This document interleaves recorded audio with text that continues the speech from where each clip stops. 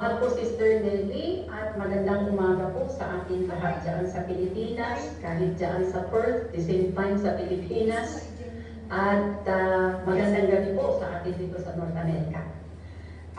Panahon na po upang tayo umupo sa paanan ni Kristo at makinig po sa kanyang mga salita. Tunay nga po na mapalad po tayo sa gabi nito. Magpasimula po tayo sa isang maikling panalangin. Muli, Panginoon, nagpapasalamat kami dahil ikaw po yung nag-tipon sa amin sa gabi nito na makinig sa inyong mga salita at dalangin po namin na ikaw po yung magpapasok ng mga salita ito, ikaw din po yung magpangunawa, ikaw din po yung magpabunga.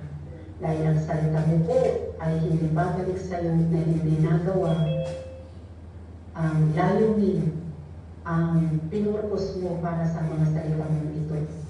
Kaya buhayin mo po ang mga salita ito sa aming mga puso, sa aming mga panunanga, upang ikaw po ay mapapurihan kung amin po itong ipamuhay. Salamat, Panginoon. We lift up to you this very hour. Have your way, Lord, and take full control. In Jesus' name, Amen. Ang pag-uusapan po natin sa gabi ito ay maikli lamang at matatagpuan po ito sa Romans chapter 1 verse 16. Ito po yung pinapuso ng Panginoon na pag-usapan po natin.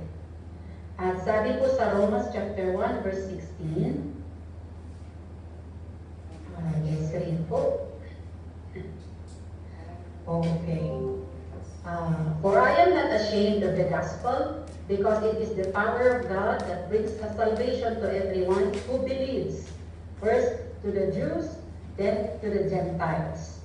Ito po ay parte ng sulat ni Pablo sa mga taga-Roma, sa mga mananampalataya sa Roma, na hindi pa niya nakakasalamuha. Naririnig lang niya at sumulat po siya upang i-encourage po sila. At sabi po dito na hindi niya ikinahihiya na ipamalita ang magandang balita patungkol kay Kristo po yun, dahil ito po ang kapangyarihan ng Diyos para sa kaligtasan. Sabi niya, wala akong hiya, sapat ako para ito ipamalita sa lahat, dahil ito ang kapangyarihan ng Diyos para sa kaligtasan ng tao. Sabi niya, ito ang kapangyarihan, ito ay magandang balita. Kung magandang balita, di ba, positibo po siyang informasyon. Maganda siyang pakinggan. Halimbawa, sa isang may sakit na cancer na pwede pang maagapan kung may lunas. Pero ang uri ng cancer na yun, sa panahon na may sakit yung taong yun, walang lunas. Kaya parang kahit early stage, kung wala namang lunas, wala pa rin, parang lantay pa rin, parang walang pag-asa. Pero isang araw, nakarinig siya na kung may natagpuan na lunas, o may na-discover na lunas. Magandang balita para sa kanya, di ba? Nakakabigay ng, nakakatalon, nakakabigay ng liwanag, nakakasaya. Ganun po yung magandang balita. Katulad din po sa isang nag-take ng exam, nakahirap-hirap ng exam na yan, at sa isip-isip niya, bagsak siya. Tapos may balita pa na 10% lang ang pumasa. Tapos lumabas yung result, pasado siya. Di ba magandang balita siya? Ang magandang balita may kapangyarihan. Kung sa mundo ganito kapangyarihan ang magandang balita, lalo-lalo na ang magandang balita ni Kristo na tinutukoy po dito ni Pablo. Sabi niya, hindi ko ito ikinahihiya dahil ito ang kapangyarihan ng Panginoon para sa kaligtasan. Kaligtasan. Kaligtasan para saan? Kaligtasan para kanino? Bakit ito magandang balita? Bakit si Kristo, bakit ang John 3:16 ay magandang balita? Bakit ang Ebanghelyo ay magandang balita? Dahil po, sabi niya po, God so loved the world that He gave His one and only Son, that whoever believes in Him shall not perish but have eternal life.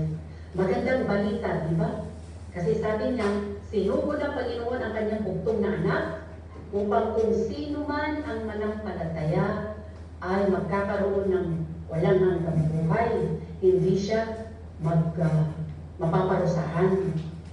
At ito po ay magandang balita dahil ang kasalukuyang kalagayan ng tao ay masaklap. Basahin po natin sa Romans chapter 5 verse 12 dahil patungkol po ito sa ating lahat. Wala pong exemption. Wala pong ni isa dito sa atin na exempted sa salita ng Panginoon sa verse na ito. Sabi po dito, therefore, just as sin entered the world through one man, and death through sin, and in this way, death came to all people because all sinned. Sabi po dito na, ang kasalanan, pinasok ang sanlibutan sa pamamagitan ng isang tao. At ang kabayaran ng kasalanan ay kamatayan. Kung pinasok ng kasalanan ang sanlibutan, ang lahat ng tao, ibig sabihin, lahat ng tao ay patay. Dahil ang kabayaran ng kasalanan ay kamatayan. Lahat po tayo mamamatay. Opo, totoo po yun.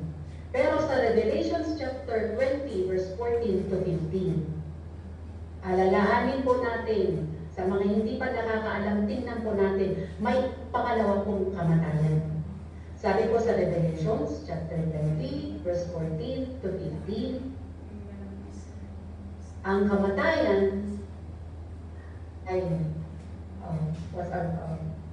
death and Hades will be thrown into the lake of fire.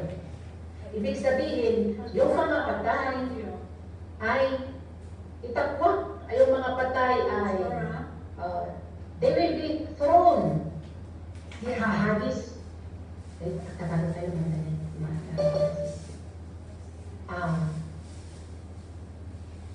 Ang mga patay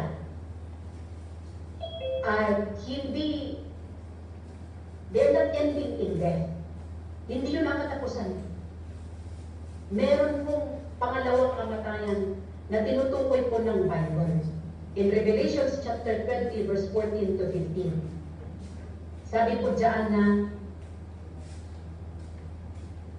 there is a second death. Hades, lahat ng namatay na physical, na walang Kristo, na walang pangalan sa aklat ng buhay, ay ihahagis sa lawa ng apoy na lumalagablab na magpawalang hanggan. That is the second death. Yun yung kalagayan po ng tao, lahat ng tao.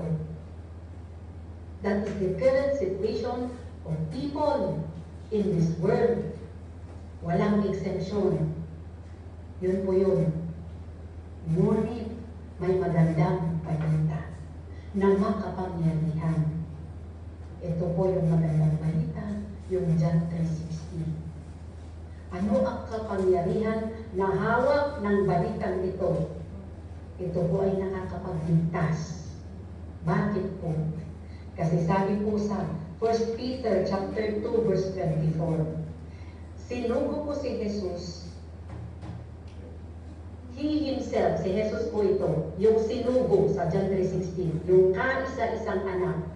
He himself bore our sins in his body on the cross, so that we might die to sins and live for righteousness. By his wounds, you have been healed. Sabi po dyan, si Jesus po ito, itong pinako sa krus. Sabi po niya, inako po niya sa kanyang sarili ang lahat ng kasalanan ng tao, ipinako po niya sa krus. Upang tayong lahat na bihag ng kasalanan ay mapalaya. At kung tayo po ay napalaya sa kasalanan, mapapalaya din po tayo sa kamatayan, sa ikalawang kamatayan. Kaya makapangyarihan po itong magandang balita. Nakakaligtas po siya. Pangalawa pong dahilan ay pangalawa pong kapangyarihan ng magandang balitang ito. Nakakapagbago po siya ng buhay. Ehemplo po ay si Pablo. Si Saulo po, siya po yung sumulat ng mga pinag-aaralan po natin, mga Corinthians, Thessalonians, Ephesians, Galatians. 13 letters Sulat po yan ni Pablo noong nabago po siya. Noong hindi po siya nabago, devoto po siya, religyoso po siya, moral, very moral po siyang person. Tinutupad po niya ang kautusan ng Panginoon. Pero nung dumating po si Jesus, hindi po niya pinanampalatayanan si Kristo. Hindi po siya naniwala kay Kristo. Bagkus, inuusig pa po niya yung mga mananampalataya, yung mga sumusunod kay Kristo. Isa po siya, nakatayo po siya at lahat po ng pumatay kay Stephen, bumato kay Stephen. Sa kanya pong paanan, nilagay yung mga salawan nila, yung mga coats nila. Para kasi ibantayan mo na to, batuhin namin sa Stephen, patayin namin siya. Approve na approve siya. Ganun po yung si Saulo noon. He is breathing murder, sabi niya. Kaya, sa devotion niya sa kanyang relihiyon, inuustig niya ang mga Kristiyano. Inaaresto at dinadala sa Jerusalem upang ipabilanggo. Isang araw, patungo po siya sa Damasco. Galing po siya ng Jerusalem, hawak po ang sulat galing sa mga pari, warrant of arrest. At babahay-bahayin niya sa Damascus ang lahat ng sumusunod kay Kristo. Mga mananampalataya kay Kristo. Sabi niya, house to house. Kaya walang ligtas, kakatok siya. Ngunit sa araw na yun, sinalubog po siya ni Jesus. Sininag po, may ilaw po na manapakaliwanag. Sinilaw po siya, natumba siya, nalugmok po siya, at tuminala po siya. Kasi may tinig po siyang narinig. Sabi niya, Saulo, bakit mo ako inuusig? Sabi niya yung tinig. Sabi ni Saulo, sino ka?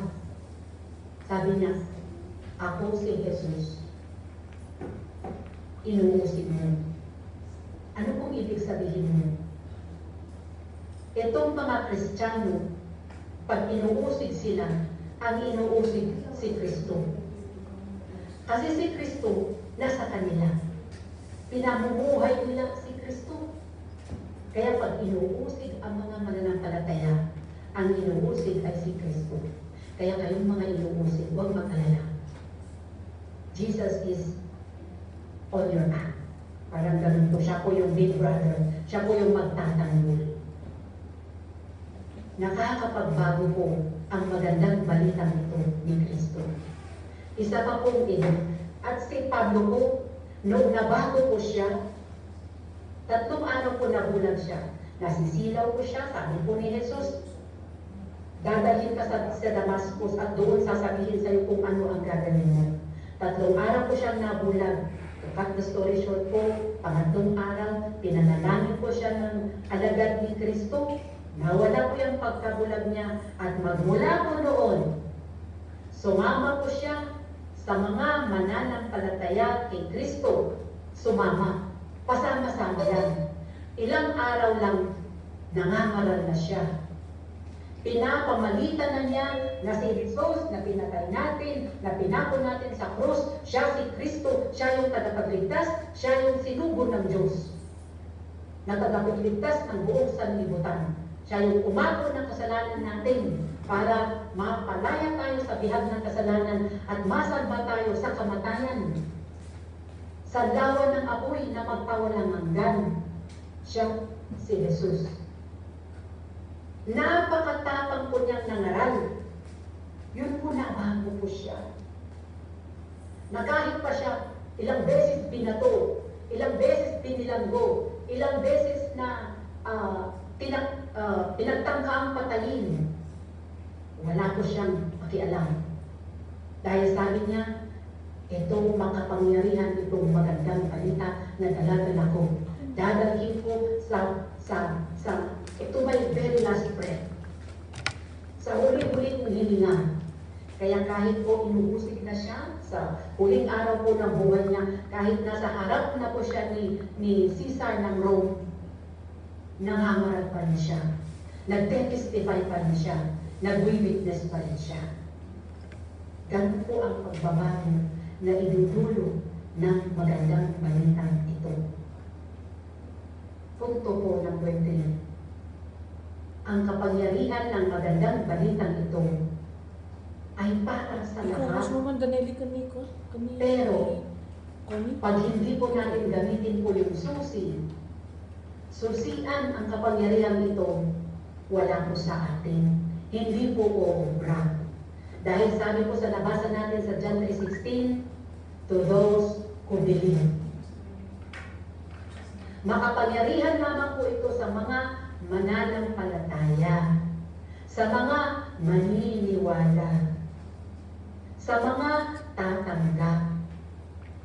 Sabi po sa 1 Corinthians chapter 1 verse 18.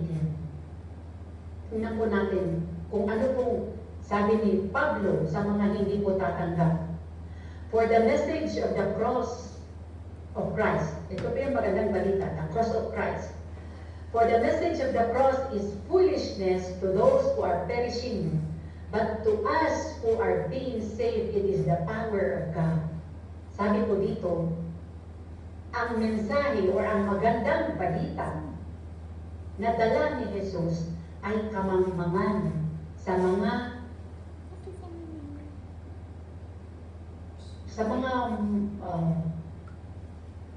to those that are perishing, sa mga mapapahamak, sa mga hindi maniniwala.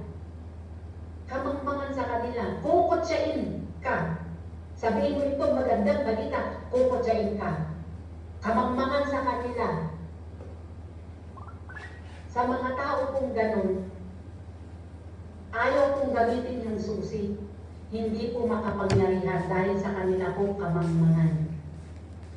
At napakalungkot po ang hahantungan. Napakalungkot po ang resulta kung magmamangmangan tayo sa magandang balitang dulot ni Kristo. Why? Manatili tayong bihag ng kasalanan, mananatili tayong patungo sa kamatayan.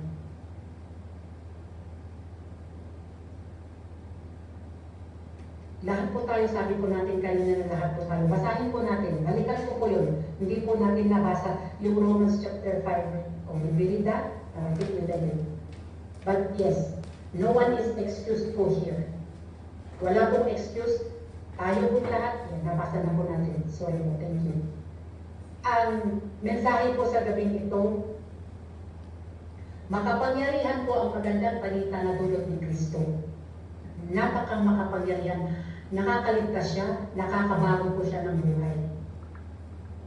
Huling example si Zacchaeus. Si Zacchaeus, ganit na tao, tax collector siya. I believe na napakinggan na po ninyo siya sa Bible study. Tagasingil po siya ng buwis. Imbes na piso ang buwis, ginagawa siguro 5 pesos. Sinusobrahan niya, ganit siya sa pera. Ngunit, tingnan po natin ang nagawa ni Kristo sa kanyang buhay. Isang araw po, he encountered Christ. Pinapasok po niya si Jesus sa kanyang pamamahay. At sabi po niya, dahil bulong-bulungan ang mga tao, sabi niya, Panginoon, magmula ngayon, ang kalahati ng aking kayamanan, ibibigay ko sa pulubi. At sa kalahati natitira, lahat ng kinusip ko, lahat ng sinwapang ko, babayaran ko ng 4 na beses. Ibig sabihin, wala na yung kaganidan. Wala nang halaga yung pera sa kanya. Noon ganit siya. Nag-e-exact siya ng buwis. Sobra-sobra ang sinisingil. Kinikip para sa sarili. Ngayon, wala na itong kayamanan sa akin. Wala itong halaga. Bibigay ko kalahati. Ang kalahati, babayaran ko na 4 na beses kung sino man ang naswapan ko. Ganun ang pagbabago na dulot ng Ebanghelyo ito. Ang tanong, sa atin lahat sa mga nakikinig, lagi po tayo nakikinig, lagi pong pinapangaral ko sa atin itong magandang balita. At maraming beses na rin po na pinatanggap ko tayo. Nanalangin po na tayo na, Panginoon, tinatanggap kita. Pero sa gabing ito, mga kapatid, tumingin po tayo sa ating mga puso at tanungin po natin ang ating mga sarili. Meron bang nagawa ang magandang balitang ito sa ating buhay? Natanggap ba natin yung kapangyarihan na dala-dala ng balitang ito? Nag-about face ba yung mga buhay natin katulad ni Pablo, katulad ni Zaccheo? Imbes na pa-north, naging pa-south. Sa kasalanan na minamahal ang lahat ng kasalanan sa mundong ito, tumalikod tayo at humarap kay Kristo. Humarap sa Diyos. Kung ganun po ang naging resulta ng mga pangangaral, once a week po sa inyo, praise the Lord, magpatuloy, magbasa, magpanalangin, magpuri at lumago. At kung hindi, ito po na po ang panahon. This is the time. Hawak po natin ang susi para matingnan po natin, para maramdaman po natin, mamaka sa atin po ang kapangyarihan ng Ebanghelyo ni Kristo o ng magandang balita ni Kristo. Otherwise, it will be foolishness to us. Kamang-mangan. Sana po mga kapatid, wala pong mga sa ating sarili dito. Lahat po tayong marunong. Gusto po natin lahat, buhay na walang hanggan. Hindi man tayo makalabas sa kulungan. Hindi po yun magiging dahilan upang hindi po tayo makapasok sa kaluwalhatian ng Diyos. Kung nasa puso po natin si Kristo, kung pinaniniwalaan po natin ang magandang balita dito, wala pong makakahadlang. Heaven's door is wide open para sa lahat ng maniniwala. Napakaliwanag po doon sa John 3:16, sa maniniwala. Dito po nagtatapos ang maikli natin ng mag-aaral at sana po kahit po sa pag-isip-isip, kahit sa pag-iisa, balikan po natin itong mga salita dito, pagbubulayan po sa ating kaisipan at yung mga hindi pa nakapag-desisyon, mag-desisyon na po. Manalangin po tayo. Salamat Panginoon sa grasya mo, Panginoon, na napakalalim, napakalawak, napakalaki. Inabot mo po kami sa aming pagiging makasalanan. Tulad ko ng sabi ng David na mula pa sa sinapupunan ng kanyang ina ay makasalanan na. Lahat na po kami ay bihag ng kasalanan. Salamat Jesus dahil dumating ka. Dumating ka. You willingly went to the cross at inako lahat ng kasalanan namin upang mabigyan kami ng laya. Dalangin po namin na sa aming pananampalataya, Panginoon, makamtan po namin na pagkapapatawad ng aming mga kasalanan at makamtan namin ang kaligtasan, buhay na walang hanggan. Kasama na rin ang pagbabago sa aming buhay. The desire to obey, the desire to serve you, desire to do right. Salamat Panginoon. Manahan ka po sa buhay ng mga isa, kahit sa gabi nito. Dahil-dahil na po sa mga kapatiran namin mga PDS, Panginoon. Have your way in their lives. Ipadama po ang dating ng magiging mo. Ang pag-abot mo po sa kanila, na kahit po sa tulungan, inabot mo po sila. Parang